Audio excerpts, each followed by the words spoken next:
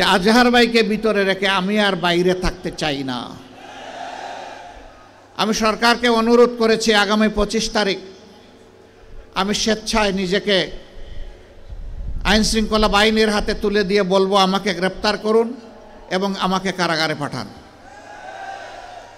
যেদিন আজহারুল ইসলামের মুক্তি হবে তার পরের দিন আমার মুক্তিটা দিয়েন। লক্ষ্মীপুরে কোনো চাঁদাবাজি নাই। লক্ষ্মীপুরে চাঁদাবাজি আছে? শিওর আপনারা? এখানে কোনো দুর্নীতি নেই?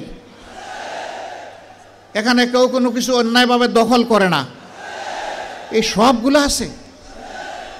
যারা এগুলা করেন তারা কোন দলের, তারা কোন ধর্মের, তারা কোন প্রজাতির, তারা কোন গোষ্ঠীর, এটা না দেখে এই বিনয়ের সাথে অনুরোধ করব, বন্ধুরা দয়া করে ওই শহীদদের রক্তের প্রতি একটু সম্মান দেখাও।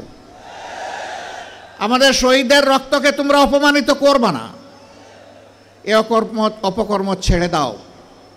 তোমাদের যদি খাওয়ার অভাব হয়, আমরা আশ্বস্ত করছি এই সমস্ত মানুষগুলা মিলে আল্লাহ আমাদেরকে যে নিয়ামত এবং রিজেক দিয়েছেন আমরা ভাগ বাটুরা করে খাবো।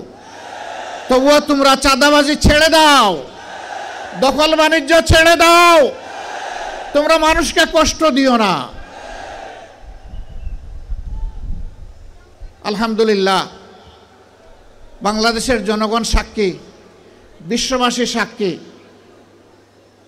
2009 সালের 10 জানুয়ারি আওয়ামী লীগ ক্ষমতায় আসার পর 2024 সালের 5ই আগস্ট পর্যন্ত যেই দলের সবচেয়ে বেশি সংখ্যক শীর্ষ নেতাকে খুন করেছে তার নাম হচ্ছে বাংলাদেশ জামাত ইসলামী।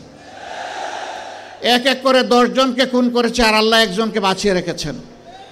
তিনি হচ্ছেন আমাদের ভাই এটিএম আজহারুল ইসলাম। আফসোসের বিষয় 6টি মাস চলে গেল, বাংলাদেশ ফ্যাসিবাদীদেরকে তাড়ালো, কিন্তু ফ্যাসিবাদের বোঝা এখনো এটিএম আজহারুল ইসলামের ঘাড়ের উপরে রয়ে গেল। এক এক করে জাতীয় নেতৃবৃন্দ সবাই বের হয়ে আসলেন, এখনো আজহারুল ইসলাম অন্ধকার প্রকোষ্ঠে থেকে গেলেন কারাগারে। তাই আমি মনের কষ্ট নিয়ে সেদিন বলেছি যে আজহার ভাইকে ভিতরে রেখে আমি আর বাইরে থাকতে চাই না। আমি সরকারকে অনুরোধ করেছি আগামী 25 তারিখ আমি স্বেচ্ছায় নিজেকে আইন শৃঙ্খলা বাহিনীর হাতে তুলে দিয়ে বলবো আমাকে গ্রেপ্তার করুন এবং আমাকে কারাগারে পাঠান।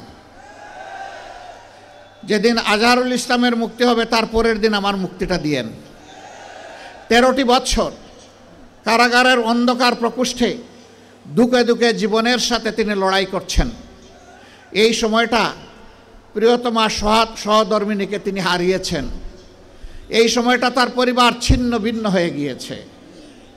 সেই মানুষটার উপরে আর জুলুম করবেন না, দয়া করে তাকে এখনই মুক্তি দেওয়ার ব্যবস্থা করুন।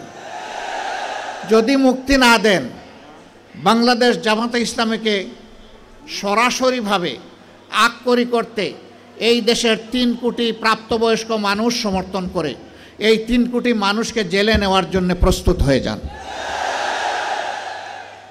জানি না এইটুকু হায়াত পাবো কিনা, মহান আল্লাহর কাছে ভিক্ষা চাই। হে আল্লাহ, এতগুলো মানুষকে যখন তুমি দৌলতে ঈমান দান করেছ, মেহেরবানি করে সেই ঈমানের সোর্স কোরআনকে বাংলাদেশের শাসন ক্ষমতায় তুমি বসায় দাও। এর জন্য তুমি আমাকে, আমার সঙ্গীদেরকে কবুল করো, এদেশের কোরআন প্রেমী মানুষগুলোকে কবুল করো।